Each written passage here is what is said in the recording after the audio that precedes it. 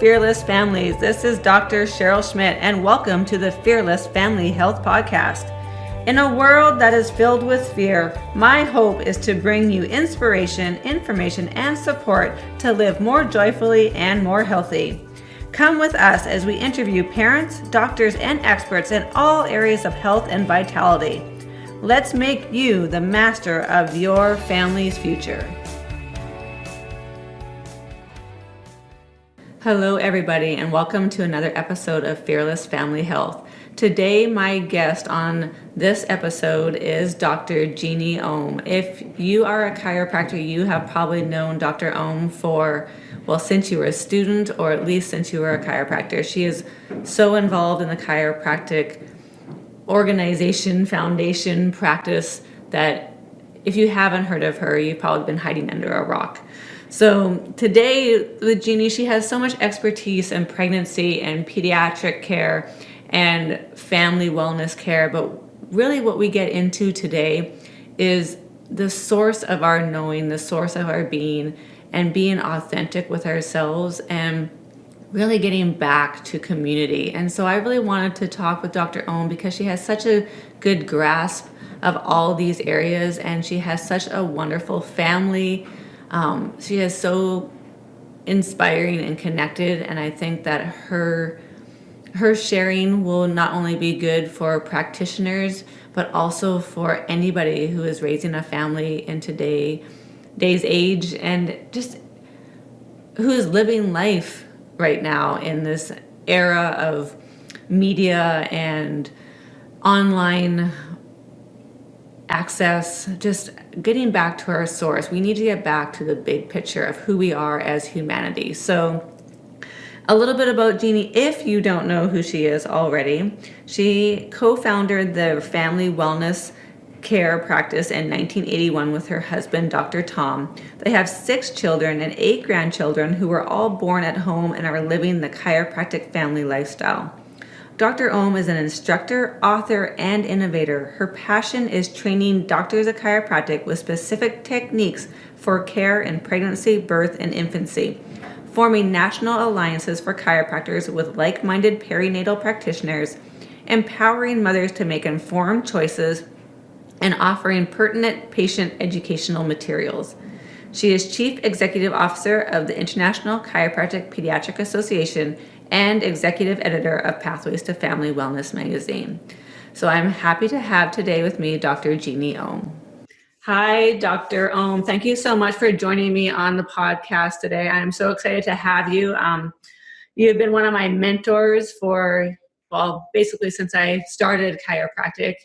And I have a very similar lifestyle, I think, in some ways to you. We both have chickens and lots of kids and homeschool and all that kind of stuff. So, but I really want to get into what I hear you talk about a lot, and your passion in sharing with families that not only you take care of, but that you speak to and teach as well. And that is your desire and your intuition that you have for families and wanting them to follow their instinct, their intuition, and to not live in a state of fear. So welcome. Do you want to start just adding a little bit about yourself and why you want to share? Sure. I think we're at real critical times now. There's shifts. There's lots of shifts happening in various different paradigms. Um, social, religious, government, and that transitional time has people in a state of fear, and it's difficult going through a transitional time, and then people are curious, who do I trust? Who do I trust through this process? I've been really fortunate, and I know that everybody has this within them, but we've kind of been diverted away from it. It's that gut feeling, when you just get a gut feeling, go for it, and you step out on it, you do it, and you know it's right. And that's something that used to be honored much more, I feel, in our society, particularly with women and relating to their families and the choices that they make for their families. That it was kind of, yeah, uh, you can trust your gut and you can go forward, and trusting your gut is the best way to go. So Yeah, I was I pretty oh, blessed in the ability to be able to do that with my kids, you know. But that's something that I think we're being diverted from. So yes, you were going to make a comment. no, yeah, I was just saying that I think I truly believe in all that. I think that right now, or I don't know how you feel about it being clouded so much in what we are fed as information, and there's so much fear that I think it clouds a lot of people's Right. gut intuition, or they're afraid they can't really reach into it like you could or should be able to. I agree. Fear puts us into a state of fight flight, puts our nervous system into a hypersensitive state, and all our perceptions become hypersensitive. And we look at things as if they're coming to attack us, so we're going to have to run away. That's that's not the state of being to be in, to be able to access a higher sense of knowing. Um, and yes, it does get clouded. It gets clouded. I think, there's the advantage of the internet and social media bringing us, closer together, hearing things all over the world. But there's also a disadvantage of information overload, in terms of there's just so much coming out of us, and it keeps us up in our head, and prevents us from accessing within and going in deeper to ourselves, and identifying, well, what's my real value? Here's 10 million other values being thrown at me. Which one fits? Which one fits?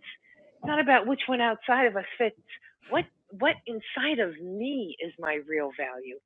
Um, that's where I feel we've become disconnected. And we're looking outside of ourselves for solutions and knowing, rather than learning to get a little still, get a little quiet, and listen to that voice, that intuition, that knowing from within ourselves. Yeah, and I think people are reaching out and trying to find a community as well. And there's such a division in Yep. how people are acting and what groups they belong to. And I think once you get, I know when I talk to people one on one, we find a lot more connections than we do divisions. And that I think is one of kind of the curses of the online world and the internet and social media. And I hope that young people, teenagers and early 20s I would hope that they're growing up in more of a connected environment, but sometimes I worry that it's more of a divisive environment. How do you feel about that? How do you feel about the younger generation? I mean, you have to laugh. You see memes about this, but it's really true. People going out to dinner and everyone's just sitting there on their phone Yeah. instead of communicating with the people that are sitting in front of them. Um, so yes, we've lost the value, or the realization of the value of personal communication. And when we have in-person communication with each other, yes, there's what we can see and smell and touch and feel, but our nervous system and that person's nervous system is having another whole level of communication that cannot possibly happen, um, on Facebook, or with a text. It just can't.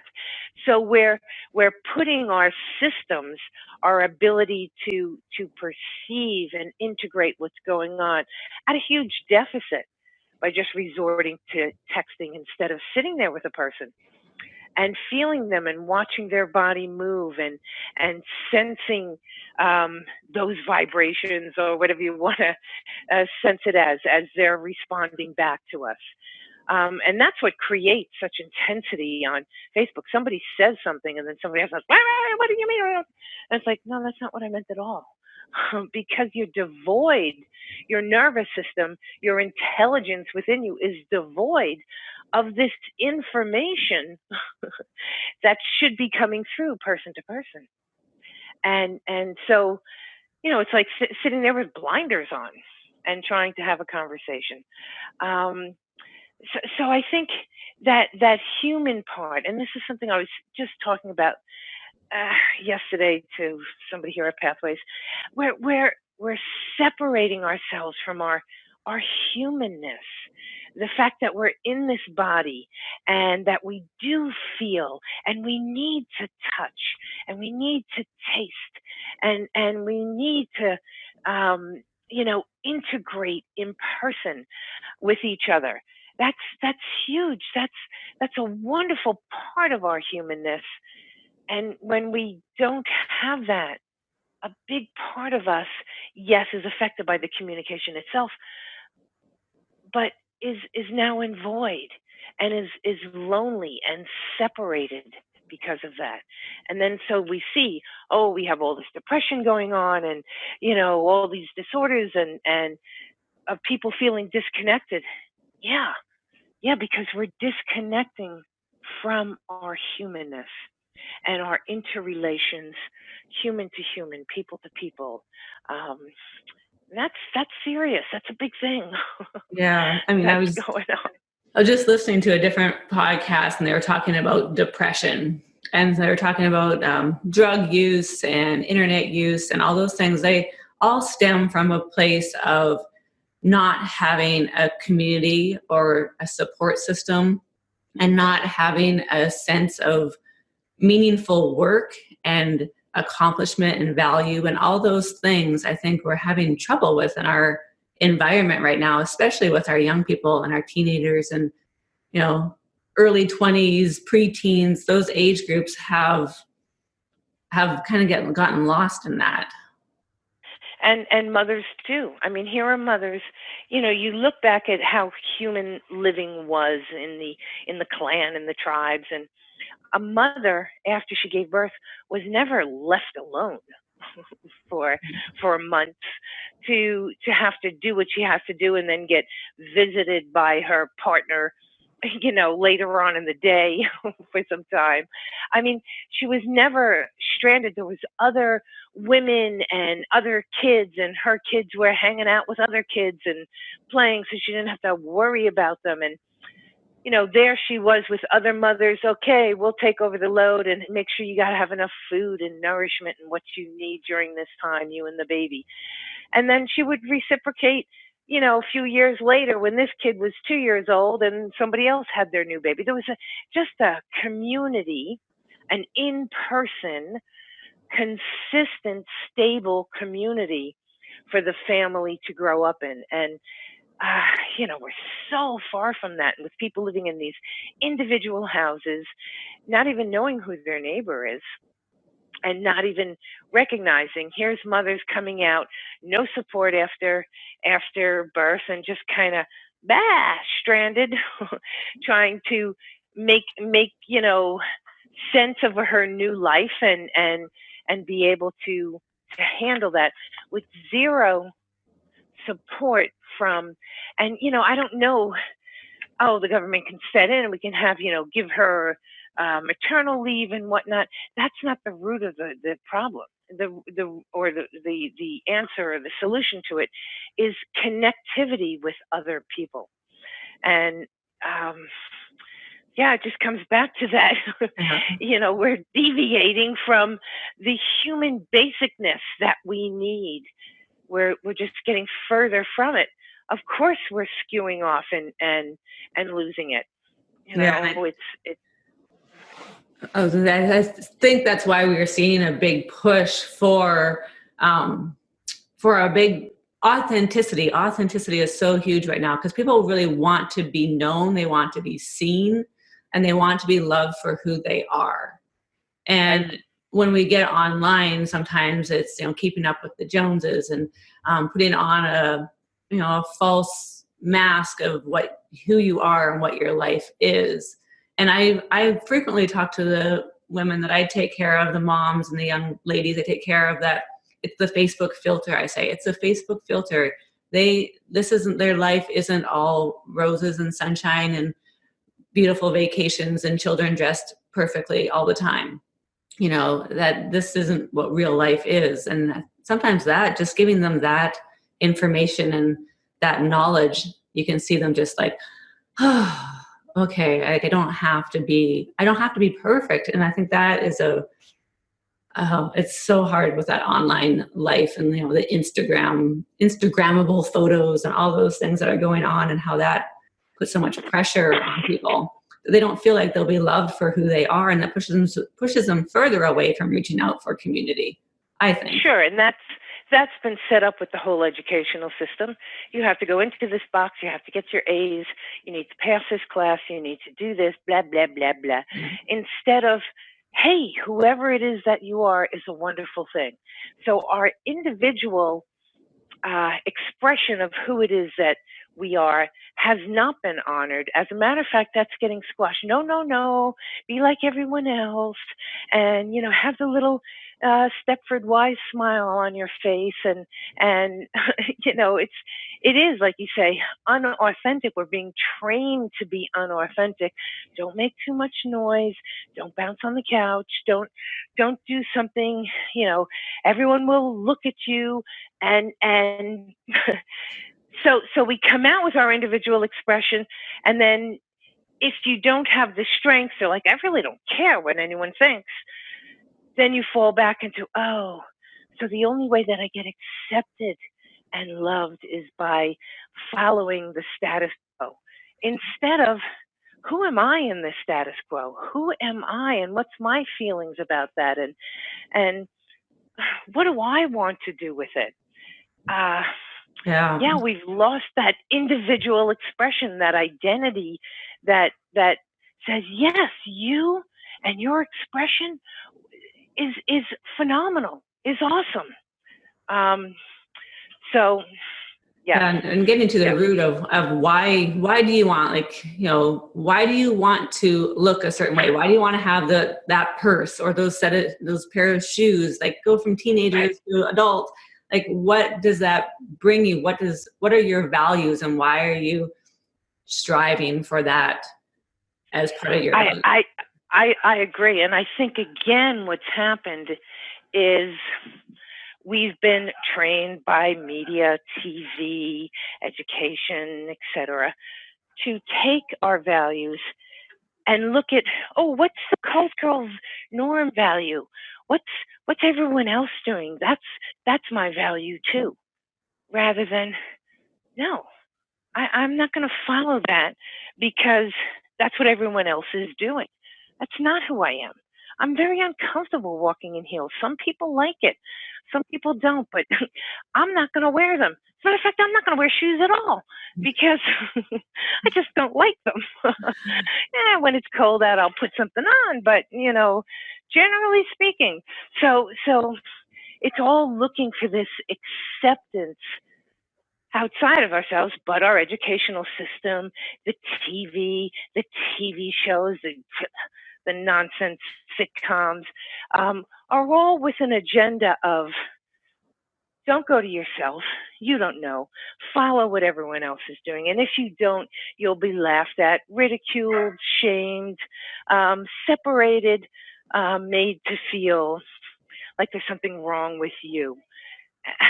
That's been the message that's come through. So yeah, people are defaulting to it, but it's not a true message, and it doesn't have to be a message that we buy into. But we have to recognize and realize there is a choice. There is another avenue, and surround ourselves with people who support our individual expression. Hey, you like to do it that way? That's your choice. Awesome. That's your choice. And I honor you because you're standing out on your choice, not because you're agreeing with me, but because you're standing out and being who it is that you are. So some of that gumption or is what we're kind of lacking. So for people who are listening, they're like, what are some practical tips? Like, how do people go around to find themselves again? I mean, that's a huge question, but like, what do they do, or how do they be to change that in their lives? I don't know. My son and I were just talking about this morning. Very interesting. And here was the perspective. He said, you grew up in a house and you disagreed with their values and you rebelled and you found your identity. And you said, regardless of what they're saying. I know what it is that I want, and I know. He goes, I grew up in this house. I agree with your values. He goes, I don't have anything to rebel against. So it works for me. And so I don't have that same gumption and motivation and whatnot that you do because um I didn't need to establish that. You guys made it easy for me to establish. Yeah, that's a given. Um, so it was just kind of interesting as a perspective. Like, do we need to have something that we disagree with for us to come up and establish ourselves? How do we connect with who it is that we really are? I don't know. These are big questions. These are really, really big questions to ask. But I would say that a lot of the status quo that we're part of, TV and regular media and regular typical education, is not encouraging us to step out and find ourselves. So avoid it. Avoid it as much as possible. Turn off the TV. Stop reading the newspapers and this one that's, oh, it's this side or that side. Bleh.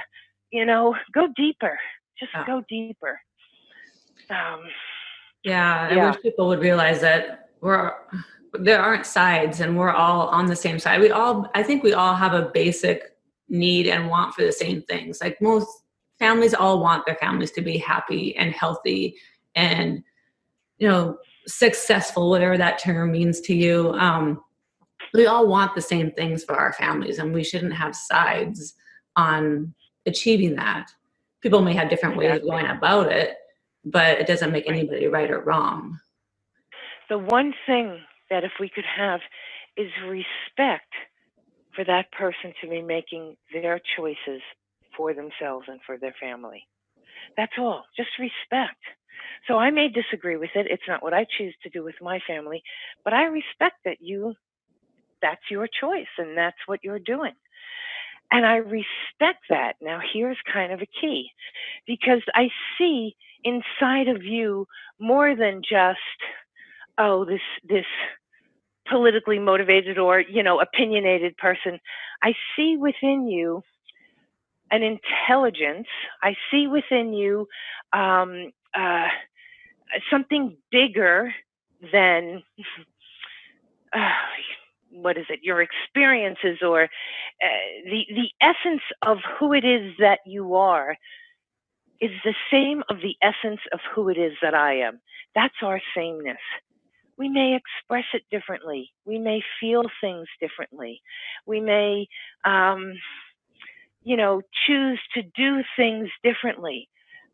But within you is this being as within me, and that's where we connect. So because of that higher connection, I respect you. I honor you. I know you are doing the very best things that you can possibly be doing for yourself and your family. I can't make those choices for it. Honor my choices and realize I'm coming from the place. Let me honor yours and let me stop trying to convince you to do it my way because it's only good for me. So, yeah. I mean, we all have our gifts. We all have our purpose for being here. We're not going to be the same. Everybody's going to be different. And if we, like you said, we honor that and we trust in that and we honor each other, what a world that would be. Yeah. What a world.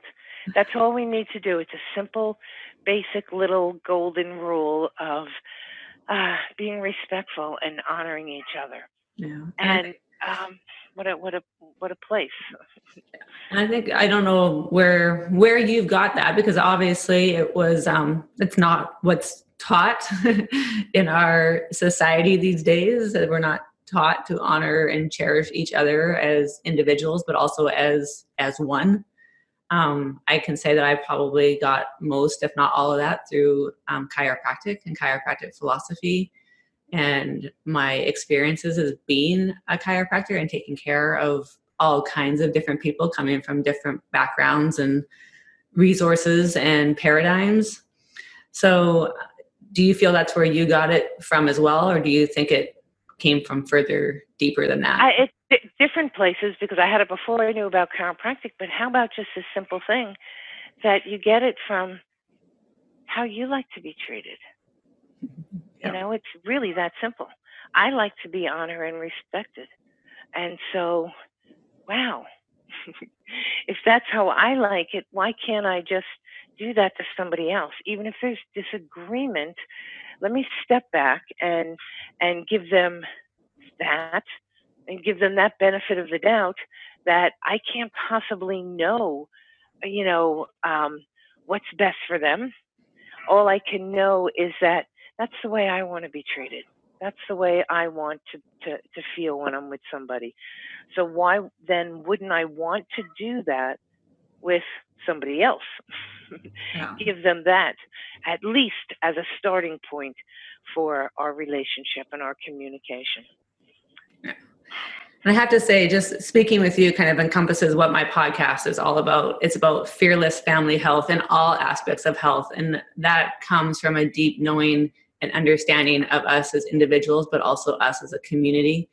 And I'm so glad that you came on here and shared all of your thoughts and wisdom. And like I said, you've been a mentor and of mine for years and years. And it's probably a part of the reason that I homeschooled my kids to start with. Just having you show that you can do that. You can be a chiropractor. You can have your kids at home. You can have wonderful relationships with your family. And your kids are amazing from what I can see. I don't know them extremely well, but from the outside world looking in, you have done wonderful things. And I thank you. Is there anything you want to end with? Any important points you want to share before we're done? This conversation was perhaps not specific into examples, and was a bit bigger in terms of understanding. I would love to revisit it. I don't usually come into this larger realm. I like to have specific things, like, let's say, with pregnancy or birth or parenting, or you know what I mean, to bring it more into I don't want to say package, but down an avenue of specificity for people to understand. But this conversation with you did bring out some higher philosophical points for people to look at, including myself, on how we do determine ourselves. What is our highest value? How do we find that? How do we connect with it? I do want to leave with a practical kind of thing. When I was a little kid, I would always feel, you feel like in your solar plexus or your heart area. That's where you feel if it's right to move forward. For me, it's a very visceral feeling, like, yeah, that's right, I'm going to do it. Or, nope, back off, don't do that. And get in touch with your bodies. Get in touch with your bodies on how it feels in decisions that you have to make and interactions that you have. And feel inside of it. Go past maybe the initial fear that we've been programmed to jump into, and take a deep breath to go out of fight flight and feel what does this feel like? Wait a minute. My mama's intuition is saying, yeah, maybe I shouldn't do that. I'm scared to go against that, but there's something inside telling me not to.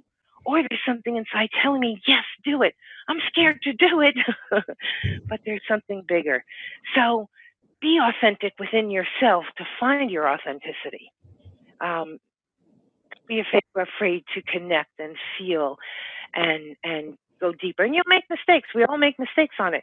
And that's how we learn deeper how to reconnect with our highest values and our core and our essence.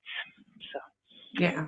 And I know this is kind of a broad talk, and I think in a way it's perfect because a lot of my podcasts are on very specific topics. And I think unless you have a foundation of knowing where to start, thinking about just any topic sometimes you can get lost. So knowing how to tune into your authentic self and find your true values and understanding is a great way to start. I know I'd love to get into talking about specific things with you as well. Maybe in a future one, we could do something on a specific topic. That would be wonderful. I'd be honored to do that. But I really think it was time for more of the big picture. And I'm glad that you were the one that I could bring on to help share that vision with people. Awesome. Thank you for the opportunity. So, yeah. Well, thank you so much, Dr. Ohm, for joining me and sharing. And I will be in touch if you want to chat about some specific topics. I know you have a plethora of information, especially around pregnancy, birth, newborn care, all those topics as well. So thank you again, and I will enjoy talking to you again in the near future. Thank you, and have a great day. Thank you for joining us on the Fearless Family Health Podcast. Show notes and resources covered in this podcast are available on our website at fearlessfamilyhealth.com. You can also join in on the conversation with other fearless families on our Facebook group, Fearless Family Health. If you like what you hear and want to hear more, please subscribe to upcoming casts and rate us on iTunes. And also, don't forget to share it with your friends so we can all be fearless.